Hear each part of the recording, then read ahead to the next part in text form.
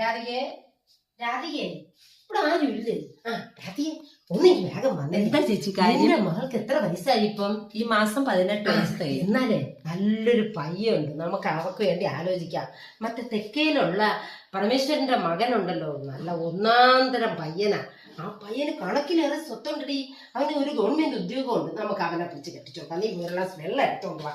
നീ ഇതോടെ ഭാഗ്യം ചെയ്തോളാം. പോയി വെള്ളം എടുത്തോണ്ട് വാ.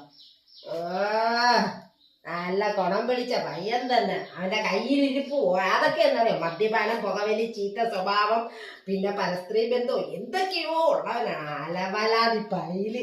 ആ പൈലിനെയാണ് ഞാൻ ആലോചിക്കുന്നത്. ഒരു ബ്രോക്കറായി പോയില്ലേ, പിന്നെ എന്റെ ഉപജീവനം കഞ്ഞിയിൽ മാറ്റിയിടാൻ പറ്റുമോ? അതുകൊണ്ട് ഞാനത് നടത്തി പോണതാണ്.